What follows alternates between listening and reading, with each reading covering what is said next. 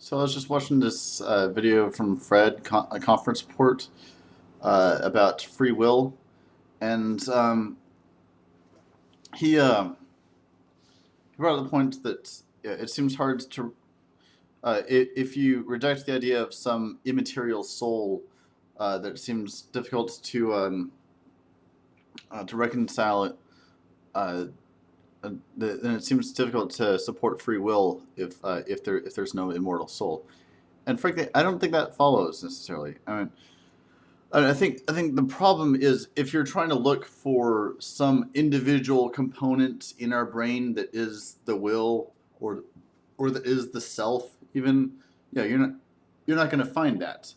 Yeah, because there is no, because like it doesn't work atomistically. We are a system.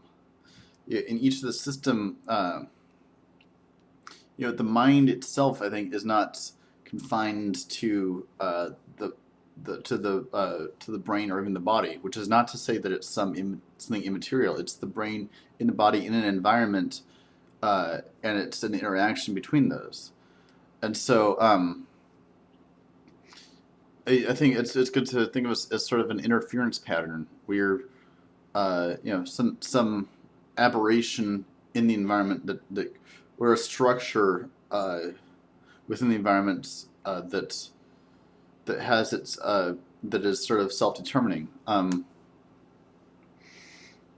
so a lot of people like to point to subconscious processes and say, "Aha! There's the brain's subconscious does this. Therefore, there's no free will."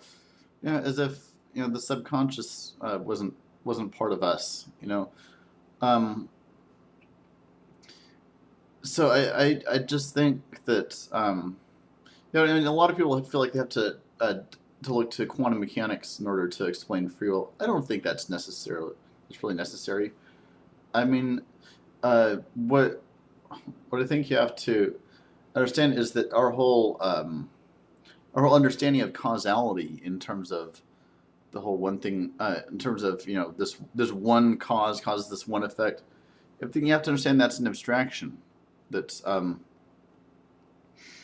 a lot of and that such abstractions are based on averages or what tends to happen, and so I think that's and I think that's because the universe itself is filled with volition, agency. Every sort of interference pattern in the universe, every process has its own kind of purposes that it strives for, and so I think you also have to look at some of the. I find it's ridiculous some of the demands that are made on free will that for free will to exist it would have to be totally random. But as David Hume pointed out, randomness isn't free will. It's just So free will would have to actually have some sort of causality to it. All it's basically, a cause happens, some event or some stimulus happens, and we become aware of it, and we respond to it, and we respond to it by making a decision. So the event causes a decision, but the decision is not necessarily.